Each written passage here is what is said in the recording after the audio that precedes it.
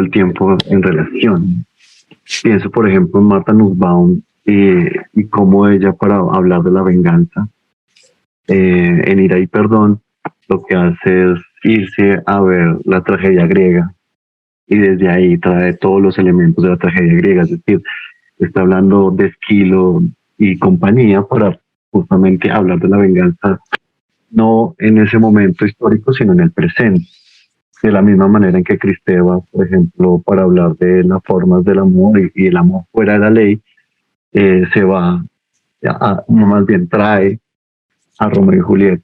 De esa misma manera, pues es inevitable no pensar en Auden como un poeta que está reflexionando sobre el amor, H. Auden, y en particular un poema que se llama Un poema no escrito, en el que de alguna manera el poeta se siente imposibilitado para poder como nombrar o más bien tocar ese amor con justicia.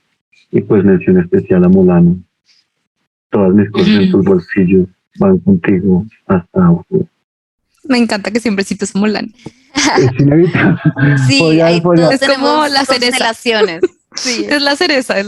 Bueno, me encanta todo lo que han dicho. Yo siento que puede haber una relación muy interesante entre filosofía y literatura, por esto que mencionaba Nata, como de una estética de la comunicación que pues es distinta, como dice Sara Ahmed, del lenguaje. No es usando formas extremas del lenguaje, sino es usando como una narrativa que es más accesible a los lectores, que intenta como comunicar. En esa medida, siento que, por ejemplo, es más fácil sumergirse en estas preguntas profundamente existenciales cuando uno lo está leyendo, por ejemplo, de la mano de un personaje, ¿sí? Cuando es el personaje el que se está haciendo esas preguntas y a través del personaje uno termina haciéndose esas preguntas, pero no es como que te están haciendo la pregunta directamente a ti y tú la tienes que responder, sino que el personaje como que va jalando ese hilo y te va llevando y luego tú terminas como, ¡oh, Dios mío! ¿Qué carajos acaba de pasar? ¿Qué carajos acabo de leer? ¿Qué es esta sacudida? Que yo pienso que pasa mucho, por ejemplo, como con la náusea, con la metamorfosis, que mucha gente los lee y luego queda realmente sacudidos en lo profundo de su existencia. Totalmente. Lo mismo como con Hermann Hesse, el lobo estepario, pues el mismo Siddhartha, que intenta como mezclar ahí otras filosofías. Entonces siento que como que hay algo muy poderoso en eso, de ir llevando al lector. A mí, por ejemplo, lo hablamos en el capítulo del Inspector, que si no lo han escuchado, escúchenlo. A mí, por ejemplo, me parece que el Inspector tiene algo profundamente filosófico. O sea, Aprendizaje o Libre de los Placeres es lo mismo, es como un tratado sobre el amor. Y hace preguntas y las lleva muy lejos. Lo mismo Agua Viva puede ser como un tratado filosófico desde el lenguaje, sobre el lenguaje. Vale la pena confundirse. Y por ejemplo, otra autora que me gusta mucho, que es Anne-Marie Schwarzenbach, hace lo mismo, que es como ir jalando estas preguntas sobre la existencia a través de la narración. Entonces, eso me parece muy valioso y siento que, pues, por ejemplo, como que uno podría aventurarse a leer primero estos textos literarios y ya de ahí de pronto dar un salto más sencillo a los tratados filosóficos como tal, que además me parece bien interesante que Carlos mencionó como la palabra diálogo. Y muchos de esos tratados en realidad, por ejemplo, eran respuestas. Por ejemplo, hay uno que se llama como El existencialismo es un humanismo, creo que es de Sartre, no me maten si me equivoco, y es como una respuesta a otros tratados y a otros discursos. Entonces me parece muy interesante también esa idea del diálogo y del diálogo entre la literatura y la filosofía. Claro, qué bien que traigas a Clarice Lispector a este capítulo, porque creo que justamente, si bien ella cabe como en todos los capítulos en este, Lo sé. un poco más, con más potencia, porque en efecto Agua Viva es un arte poética. Y también habría que pensar otras relaciones, como por ejemplo la posibilidad de hacer una trieja entre el Barrancadero, Muerte en Venecia y la náusea. Y Muerte en como, Persia. bueno, claro, no me he leído a Mary Schwarzenbach todavía. Eh, Aunque sé lo importante que es, pero todavía no he llegado allí. Eh, pero sí, como ese tipo de combinaciones que le permiten a uno dar el susto, el miedo, el prejuicio sobre ciertas formas del lenguaje. Frente a eso, justamente quería preguntarles por la dificultad de leer textos enmarcados en la categoría de la filosofía. ¿Cómo ha sido esa experiencia? ¿Qué es lo retador allí? ¿Cuál es la estrategia? Aunque ya Carlos nos ha dado alguna pista. Si han abandonado algún libro. Bueno, en mi caso, sí, la dificultad es mucha. Siento que es un texto que toca aproximarse a él desde una visión muy académica, al menos lo que me ha pasado a mí. No es tan fácil, quizás salvo, pues, como veníamos diciendo, desde la literatura y desde un texto que te haga pensar más allá de la propia ficción. Siento también un poco que hay una visión que echémosle toda la culpa a los colegios, pero quizás en el que uno veía la materia de filosofía un poco como complicada, como tediosa, como, pues al menos a mí, por ejemplo, yo no veía tanta filosofía como de qué dijo Platón, qué dijo tal, sino un poco más como reflexionar uno mismo, aunque no tenga las herramientas, poder opinar sobre las vivencias que uno tiene y poder aproximarse un poco más como a la filosofía. Dificultad, yo siempre siento que hay bastante, en el sentido en que siento que para la filosofía y para el ejercicio de filosofar realmente debe haber una preparación, debe haber casi que una serie o suerte de ritual en el cual uno deba saber cuál es, desde dónde abordarla y qué es lo que quiere lograr con ella.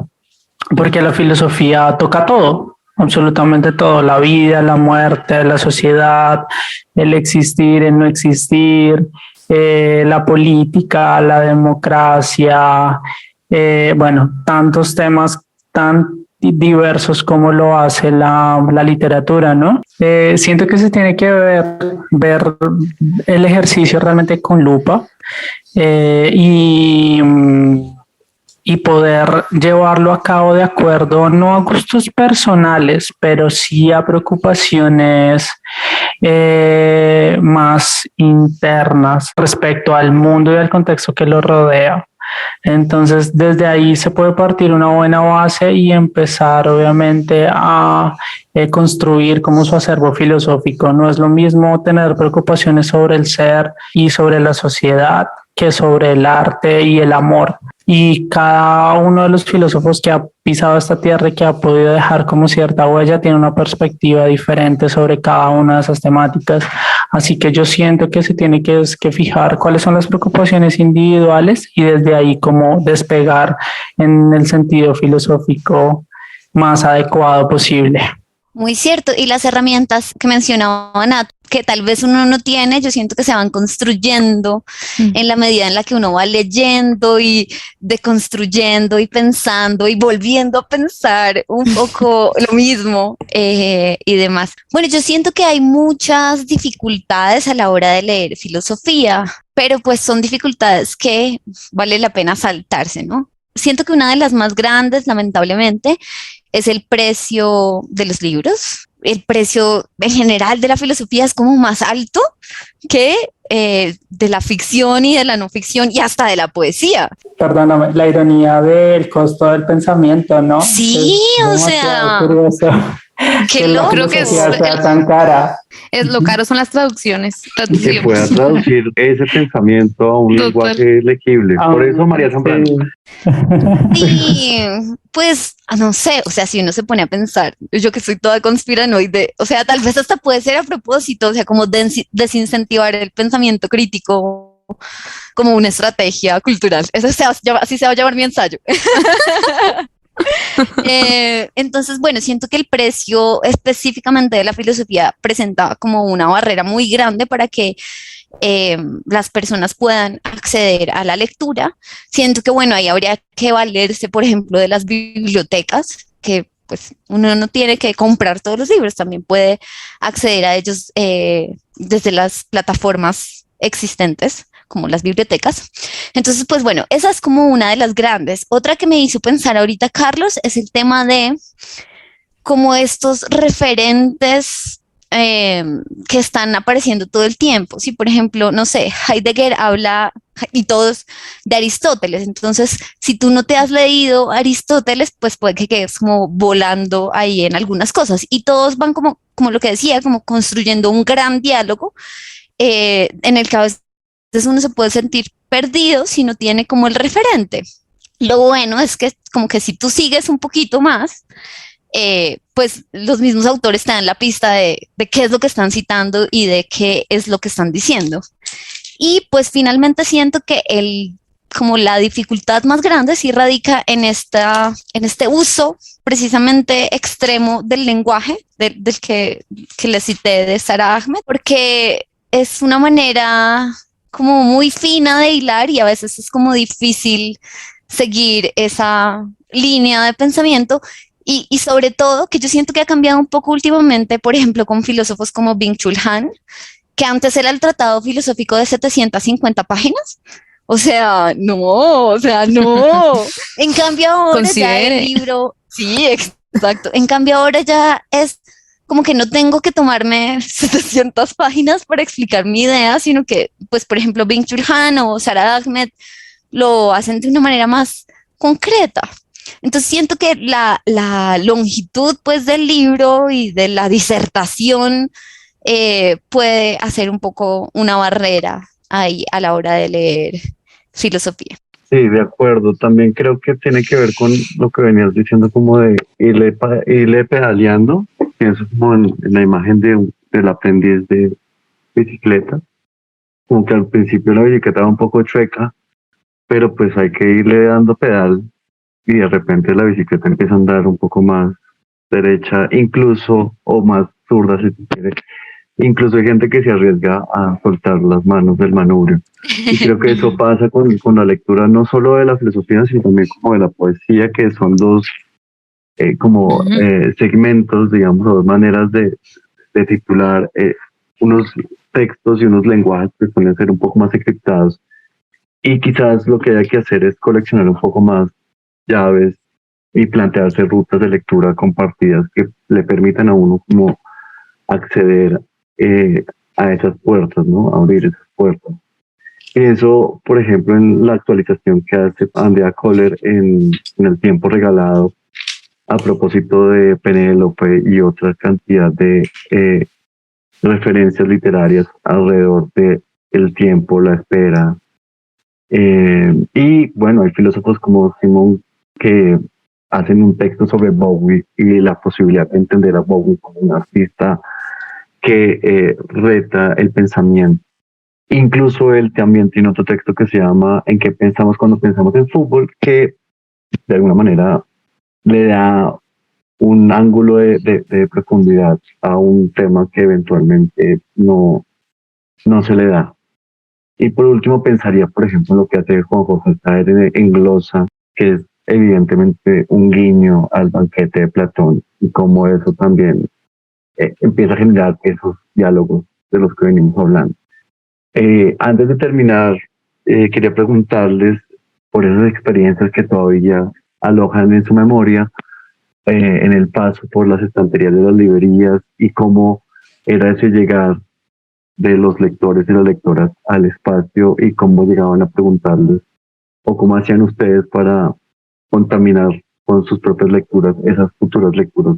Bueno, no sé, esta pregunta es difícil porque yo tengo que confesar que yo le huía mucho a la sección de filosofía. O sea, para mí la sección de filosofía era como un laberinto, literal, y me costaba navegarlo. Yo creo que había incluso libreros que me guiaban a mí a través de la sección de filosofía. Me sorprende, por ejemplo, que se leyera mucho a Schopenhauer, Marta Nussbaum, que Carlos la mencionaba ahorita, en los últimos años ya como Byung-Chul Han, yo no sé si lo estoy pronunciando bien, es como difícil, como que siento que ahí noté, por ejemplo, la ausencia de filósofos